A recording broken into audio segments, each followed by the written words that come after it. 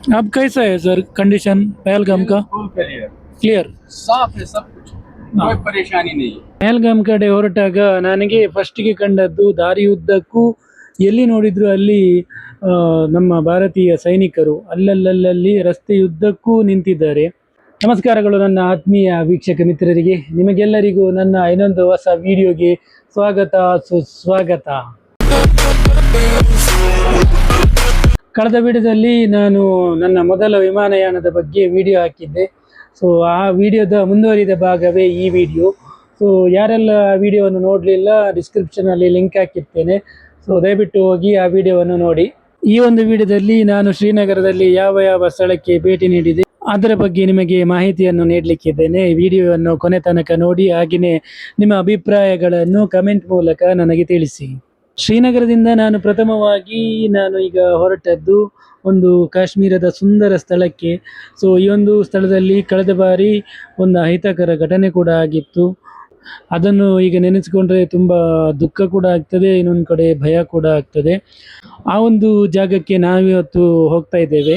So ಅದು ನಮ್ಮ ಕಾಶ್ಮೀರದ ಒಂದು ಸುಂದರವಾದಂಥ ಸ್ಥಳ. ಅದು ಮತ್ಯಾವುದಲ್ಲ, ಪೆಹಲ್ಗಾಮ್ಗೆ.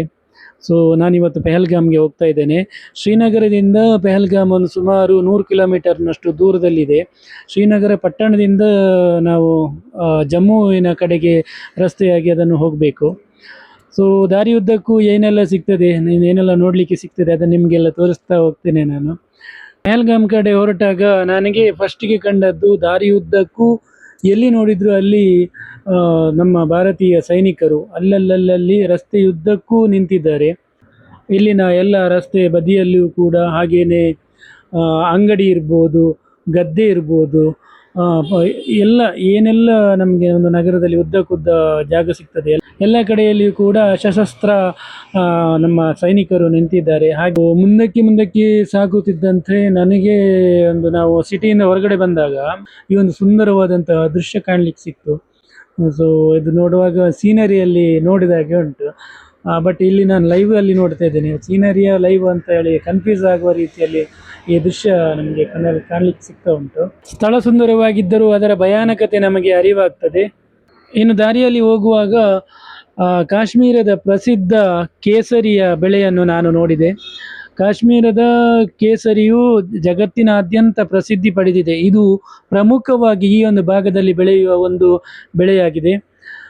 ಇದನ್ನು ಇಲ್ಲಿ ಕಾವಾ ಅಲ್ಲಿ ಬಳಸುತ್ತಾರೆ. ಕಾವಾ ಅಂತ ಹೇಳಿದರೆ ಒಂದು ನಮ್ಮ ಅಲ್ಲಿ ಒಂದು ಈಗ ಬ್ಲ್ಯಾಕ್ ಟೀ ಕುಡಿತೇವಲ್ಲ ಅದೇ ರೀತಿ ಇರ್ತದೆ. ಬಟ್ ಕಲರ್ ಮತ್ತು ಟೇಸ್ಟ್ ಸ್ವಲ್ಪ ಚೇಂಜ್ ಇರ್ತದೆ ಅಷ್ಟೇ. ಈ ನಮ್ಮ ಚಿಕ್ಕಮಂಗ್ಳೂರು ಕಡೆ ಈ ಕಾಫಿ ಮತ್ತು ಚಹಾವನ್ನು ಯಾವ ರೀತಿಯಲ್ಲಿ ಮಾರಾಟಕ್ಕೆ ಇಟ್ಟಿರ್ತಾರೋ ಅದೇ ರೀತಿ ಇಲ್ಲಿ ಕೇಸರಿಯನ್ನು ಅಲ್ಲಲ್ಲಿ ಮಾರಾಟ ಮಾಡ್ತಾರೆ. ಕೇಸರಿಯ ನಂತರ ಎಲ್ಲೆಡೆ ಕಾಣಸಿಗುವಂಥದ್ದು ಇನ್ನೊಂದು ಪ್ರಮುಖ ಬೆಳೆ ಕಾಶ್ಮೀರಿ ಆ್ಯಪಲ್.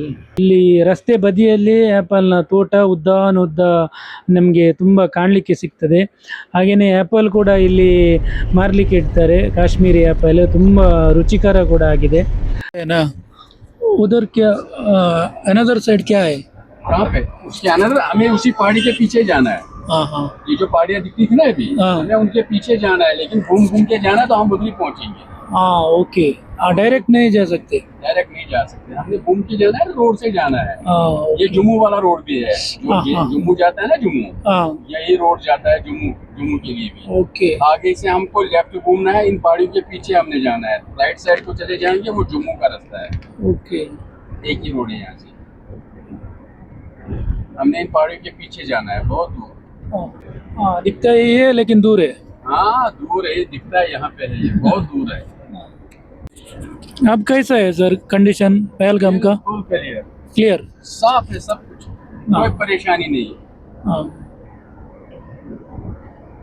टूरिस्ट आ रहे हैं क्या? हाँ आ रहे हैं। ये तो पता नहीं कौन सी ग्रह लग गई थी कश्मीर को, बीच में हो गया था, फिर वरना यहाँ पे कोई कुछ नहीं है। जब से ये मोदी सरकार आई है तब से यहाँ कुछ नहीं है।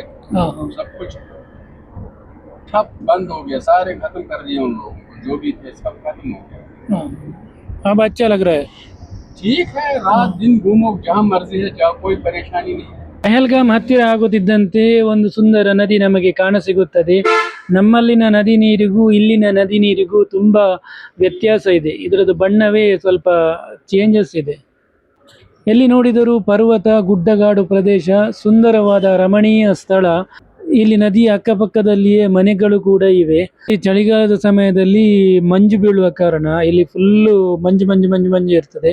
ಸೊ ಹಾಗಾಗಿ ಈಗ ನಾವು ಬಂದಿರುವ ಟೈಮಲ್ಲಿ ಅಷ್ಟು ಈಗ ಇಲ್ಲಿ ಇಲ್ಲ, ಐಸ್ ಇಲ್ಲ. ಈ ಒಂದು ಸುಂದರವಾದಂತಹ ಪರ್ವತದ ದೃಶ್ಯಗಳನ್ನು ನೋಡುತ್ತಾ ಫೈನಲ್ ಆಗಿ ನಾವು ಪೆಹಲ್ಗಾಮ್ಗೆ ರೀಚ್ ಆದ್ವಿ. ಸೊ ಎಲ್ಲರಿಗೂ ಪೆಹಲ್ಗಾಮಿಗೆ ಸ್ವಾಗತ. ತುಂಬ ಸುಂದರವಾದಂತಹ ದೃಶ್ಯ, ತಣ್ಣನೆ ಬೀಸುವ ಗಾಳಿ, ಚಳಿ ಬೇರೆ ಆಗ್ತಾ ಇದೆ. ಎತ್ತ ನೋಡಿದರತ್ತ ಸುಂದರವಾದಂತಹ ಪರ್ವತ, ಕಣಿವೆ ಪ್ರದೇಶಗಳು, ನಮ್ಮ ಸುತ್ತಲೂ ರಕ್ಷಣೆ ಮಾಡುತ್ತಿರುವ ನಮ್ಮ ಹೆಮ್ಮೆಯ ಭಾರತೀಯ ಸೈನಿಕರು. ತುಂಬ ಸುಂದರವಾದಂತಹ ಒಂದು ಪ್ಲೇಸ್, ಭಾರಿ ಖುಷಿ ಆಯಿತು ನೋಡಿ. ನಾನಂತೂ ಇಲ್ಲಿ ಫುಲ್ ಫೋಟೋಸ್ ಎಲ್ಲ ತಗೊಂಡೆ. ಪೆಹಲ್ಗಾಮ್ನಿಂದ ನಾವು ನೇರವಾಗಿ ಮಧ್ಯಾಹ್ನ ಹೊತ್ತಾಗಿದ್ದರಿಂದ ಊಟ ಮಾಡಲಿಕ್ಕೆ ಬಂದ್ವಿ. ಹೋಟೆಲ್ ಹೊರಗಡೆ ಕೂಡ ಒಂದು ಸುಂದರವಾದಂತಹ ಸೀನರಿ ಎಲ್ಲ ಇತ್ತು. ಸೊ ಅಲ್ಲಿಂದ ಹೊರಗಡೆ ಬಂದು ಫುಲ್ ಫೋಟೋಸ್ ಎಲ್ಲ ತಗೊಂಡೆ. ಸೊ ಅದಾದಮೇಲೆ ಅಲ್ಲಿಂದ ನಾವು ನೇರ ರಿಟರ್ನ್ ಶ್ರೀನಗರಕ್ಕೆ. ಇದಾಗಿತ್ತು ನನ್ನ ಶ್ರೀನಗರ ಟು ಪೆಹಲ್ಗಾಮ್ನ ವ್ಲಾಗ್. ನಿಮಗೆ ಹೇಗೆ ಅನಿಸ್ತು ಈ ಒಂದು ವಿಡಿಯೋ ಬಗ್ಗೆ? ನಿಮ್ಮ ಅಭಿಪ್ರಾಯವನ್ನು ನನಗೆ ಕಮೆಂಟ್ ಮೂಲಕ ತಿಳಿಸಿ. ವಿಡಿಯೋ ಇಷ್ಟ ಆದರೆ ಲೈಕ್ ಮಾಡಿ, ಹಾಗೆಯೇ ನಿಮ್ಮ ಫ್ರೆಂಡ್ಸ್ ಜೊತೆಗೆ ಶೇರ್ ಮಾಡೋದನ್ನು ಮಾತ್ರ ಮರೆಯದಿರಿ. ಈ ಒಂದು ವಿಡಿಯೋನ ಇಲ್ಲೇ ಮುಗಿಸ್ತಾ ಇದ್ದೇನೆ. ಎಲ್ರಿಗೂ ನಮಸ್ಕಾರ.